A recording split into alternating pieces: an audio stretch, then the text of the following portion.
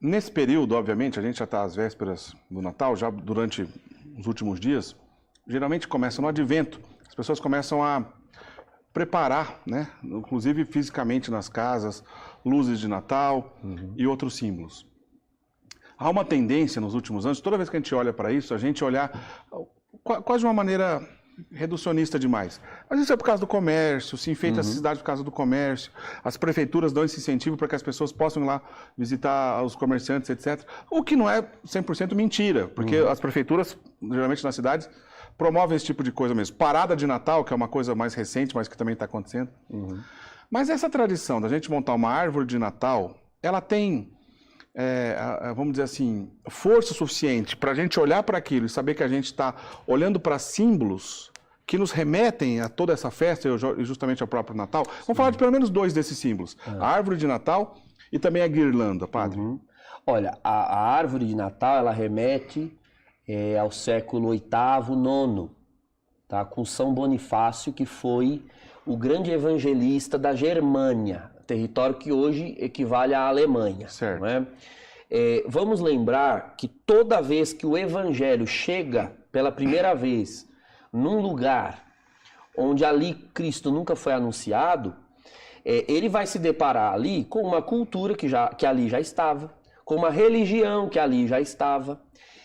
E os missionários, eles se verão obrigados a conhecer aquela realidade, identificar quais elementos ali são receptivos ao Evangelho, para inserir o Evangelho, e quais elementos precisam ser purificados pelo Evangelho, certo? Então, ali na Germânia havia prática de cultos nórdicos, né? Ali é uma região bem no norte da Europa, geograficamente próxima, a região dos saxões ali.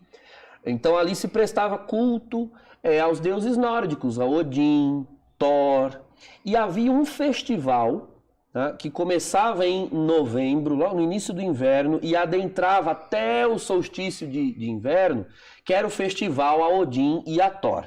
Era um festival que as pessoas aguardavam ansiosas, porque vinham de todas as aldeias, viajavam, peregrinavam até ali. Era uma ocasião de encontrar amigos antigos, era uma ocasião de fortalecer vínculos, de fazer comércio, de trocar produtos, de encontro das famílias. Só que acontece o seguinte, no final desse festival, havia uma árvore no topo de uma montanha que era compreendida, tem termos técnicos que eu não vou agora lembrar, né, os nomes, mas era a chamada árvore de Thor. Né? Alguns livros dizem que era de Odin, outros de Thor. Seja como for, havia a mentalidade de que no solstício de inverno era preciso oferecer sacrifícios humanos aos pés daquela árvore. Porque o solstício de inverno lá no hemisfério norte é o dia do ano em que a noite é mais longa do que o dia. Então havia a compreensão de que as trevas estavam dominando sobre a luz. Era preciso oferecer um sacrifício ao deus dos céus, Thor, né, ou Odin, que é o criador, para que ele não deixasse que a luz abandonasse o povo, mas que a luz voltasse a brilhar. Né? Então eram oferecidos inclusive sacrifícios de crianças, imolava-se o sangue de crianças aos pés daquela árvore, porque aquela árvore representava a união entre o céu, né, o Valhalla dos deuses, e a terra. Então, para regar, para selar a união entre o céu e a terra, existia essa árvore, e derramava-se o sangue das crianças ali. São Bonifácio, quando ele chega na Germânia, bom, a primeira reação dele é de absoluta repulsa, aversão a esse tipo de coisa. Você imagina o sacrifício de crianças a deuses, né, a ídolos. A princípio ele tenta eliminar esse culto, mas ele não consegue. Por quê? Porque ao lado do fator religião, há o fator cultura muito forte. Eu disse há pouco, as pessoas aguardavam esse festival. Era uma ocasião muito esperada. Então ele procura cristianizar esse festival. E ele diz, bom, vocês realmente acreditam numa árvore que une o céu e a terra? Muito bem, só que essa árvore existe. É a árvore da vida. É a videira verdadeira, João 15. Jesus é a árvore que une o céu e a terra. Então, não está errado prestar um culto à árvore que une o céu e a terra, porque há essa árvore que é Cristo. Você veja, isso é uma enculturação. Você purifica uma cultura. Segunda coisa, vocês realmente têm a cultura de prestar sacrifício, né, aos pés dessa árvore. Acontece que esta árvore é uma pessoa e uma pessoa fala. E esta pessoa, né, que é a árvore da vida, Jesus, ele disse: deixai vir a mim as crianças, não as impeçais. Delas é o reino. Quem não receber o reino como uma criança, nele não entrará.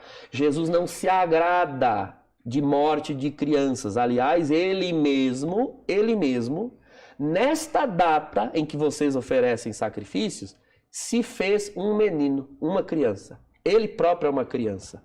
Então, ao invés de oferecer crianças a ele, vamos oferecer tributos às crianças, né? A ele que vive nas crianças.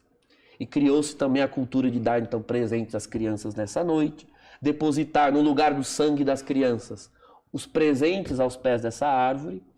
Pouco a pouco essa devoção, essa enculturação foi se sofisticando. Punha-se árvores dentro das casas e ao longo do tempo preparatório ela era sendo decorada, porque as árvores no hemisfério norte nessa época estão mortas, né, por conta do frio, do inverno, da neve. Elas não têm fruto, elas não têm cor e não bate pouca luz sobre elas porque tem pouco sol.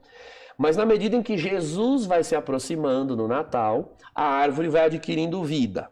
Então lá, ainda hoje há esse costume, países do hemisfério norte, Estados Unidos, eu já pude ver isso, coloca-se a árvore sem nada, logo ali no início do tempo do Advento, e dia após dia, no tempo do Advento, se vai acrescentando enfeites.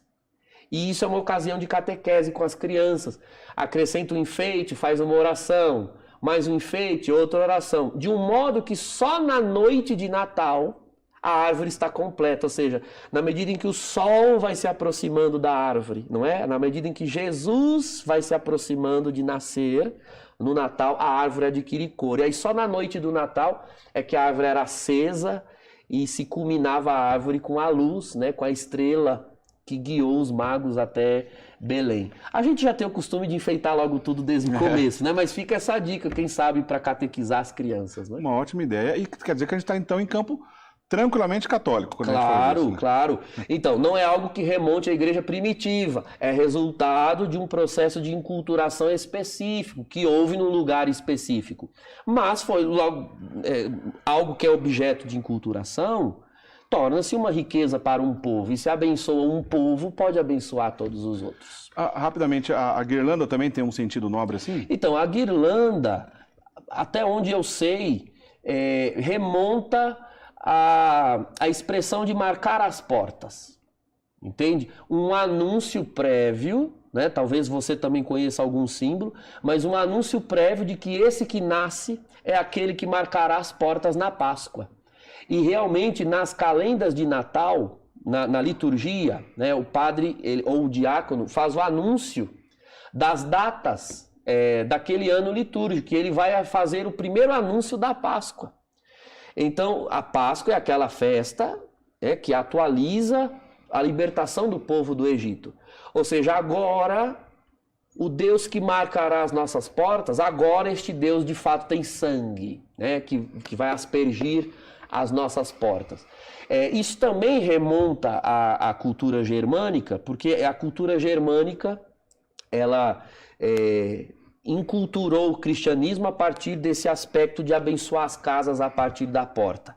Tem a guirlanda e tem depois a bênção dos santos reis, que vai ser feita na Epifania. Isso, que é aquela da inscrição, tem inscrições do ano, das iniciais dos reis magos, que se faz com giz abençoado. Isso também é costume germânico. Essa questão da Epifania, no Brasil não era muito conhecido, mas de uns anos para cá está sendo usado, que é mais um símbolo interessantíssimo. Sim. A guirlanda também, vale lembrar que há uma tradição também de se montar a guirlanda com dois tipos, né, tipos diferente de ervas, vamos dizer assim, para que elas sejam entrelaçadas, lembrando também as duas naturezas de Cristo. Perfeito. Né? Dois tipos ali de plantas, né, para que elas sejam entrelaçadas e lembrem as duas naturezas de Cristo, e de uma maneira que não tem começo e fim, lembrando a eternidade, obviamente. A aliança. A aliança. Né? Então, quer dizer, são sinais belíssimos. Exato. Que vale a pena mesmo a gente manter essa tradição e a gente usar isso como catequese, como entendimento, como preparação, inclusive do nosso coração, para o grande dia que, aliás, está chegando dia 25. Isso mesmo.